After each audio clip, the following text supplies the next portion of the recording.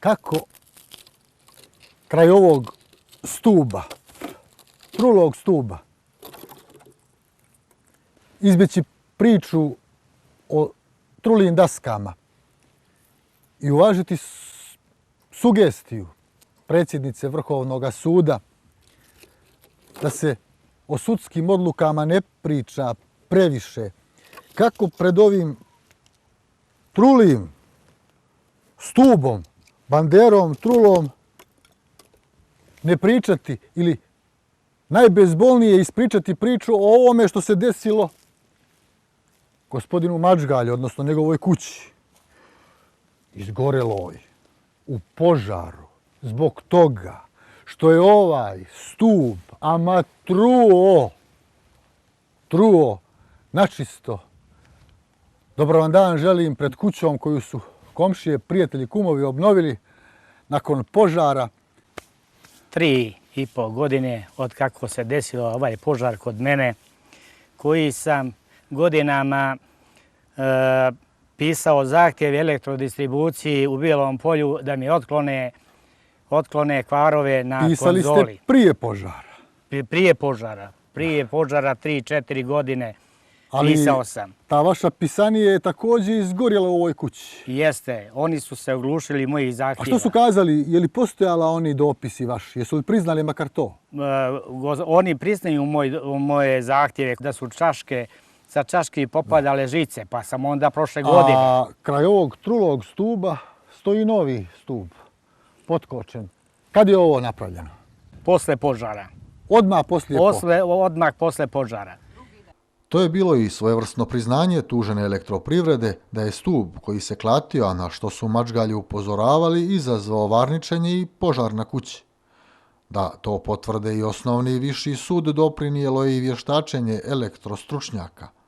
Po žalbi moćne elektroprivrede, Vrhovni sud proces ipak vraća i novi vještak donosi pretpostavku da se je kuća mogla zapaliti i na drugom mjestu, a ne kod konzole gdje su seljani bezuspješno pokušavali ugasiti požar. 100 ljudi koji je bilo ovdje prisutno onog momenta kad su mi javili da je kuća se zapalila, mi smo zatekli metar sa metar oko konzole i oni su učestvovali u gašenju. Ta je vatrogasna došla i stresili su odmah tu vodu, prebacio se požar sa druge strane kuće, baš na ovom mjestu, tamo zadnja tačka gdje gospodin Ostojić govori da je tu pravo žarište, nastao požar. To nije ni mišljenje, ni nalaz, ni struka, ni nauka. Ako jedan doktor, profesor elektrotehnike ode u domen protivpožarne struke i ne bude siguran od 0 do 100 skale, ne bude siguran u svoj nalaz. I takav nalaz prihvati sud. Smatram da to nije relevantno. Ali trenutno stanje je da za ovaj požar niko nije kriv. Niko nije kriv. Očigledno pokušavaju da se izmaknu.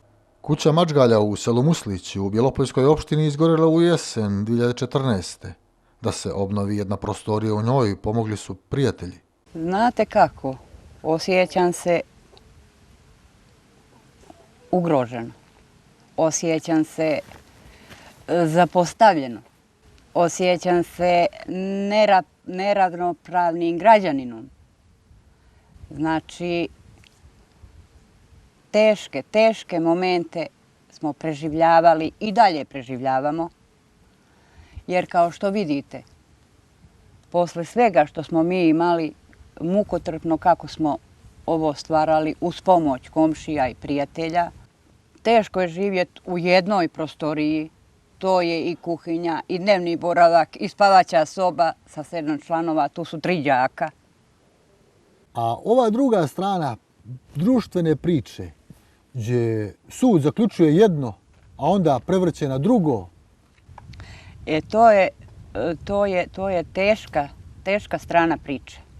Teška strana priče jer smo se nadali, a i još se nadamo, da postoje ljudi koji će na pravi neki način sagledati istinu koja se desila našoj kući, našoj porodici. A istina je?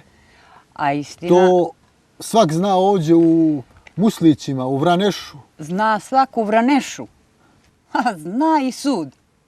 Vjerujte da zna i sud. I kako to sud donosi jednom presudu ovakvu, a sad protiv vas? Pa eto, iznenadilo me to baš Isti sudija. gdje isti sudija sam sebe negira, prvu je presudu dao u korist našu, gdje stvarno vidjeli su da je pravo... Svi su vidjeli, vještak elektrostruke tu, gospođa Goca, Gocar je došla jeste. i kazala je da, to je očigledno, da je to nekorektno urađen dovod.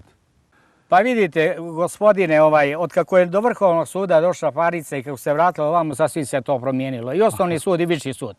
I viši sud, tu mi je nešto postalo sumljivo. Međutim, od dana požara pa do dan danas nijedan put me nije sudija saslušala što mi je govorila 5-6 puta da će me saslušati i nije me saslušala. Nijednoga moga svjedoka uvažila nije, niti sam mogao, iako sam im predlagao, nije ga je pozvala. Ne znam kako da dokažem pravu istinu. Ako svjedoci koji su bili tu 100 ljudi, ako nisu... Oči što vide, sud ne vidi. Sud ne vidi. Pa kako onda sad da ne pričamo o presudama suda? Ili možda nećete da je komentarišete, sad je opet kod njih tamo revizija. Kod njih je tamo revizija, vidjet ću, sačekat ćemo. Pa da ih ne ljutimo. Pa da ih ne ljutimo, da vidimo šta će oni da... Valjda će oni vidjet ovo što smo i mi viđeli i komšije što su viđale. Jeste. Što je bilo očigledno, a vi upozoravali prije toga. Prije toga sam upozoravao. Desit će se. Desit će se i pisao. Pisao i gospodine Sadikoviću, ja sam donosio kameru i ja sam uključivao kameru i svi su gledali varničenje i gledali su stup kakav je pred kućom. Ali uzalud bješe, makar u drugom krugu sudskog procesa koji će uskoro moguće ući i u treći, priča Draganov sin. Pokazuje nam i nalaz Forenzičkog centra koji je potvrdio nalaz prvog vještaka da instalacija u kući nije uzrok požara. Ovaj papir nam govori, a donešen je sa instituta Forenzičkog centra iz Danilograda, da požar se nije desio u kući. Znači u kući zbog vaše instalacije ili tome slično, Da. što upućuje, ako je od struje, onda je varničilo vazda. Naravno. Mene je dovoljno samo ova zaključak Forenzičkog centra koji govori jasno i glasno da na dostavljenom provodniku nema izobličenja kratkih spojeva.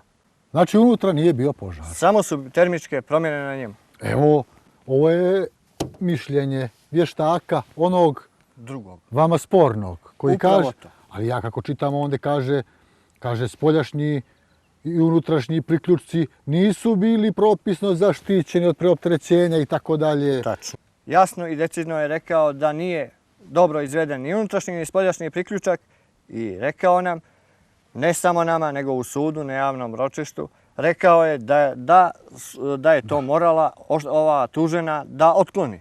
Da.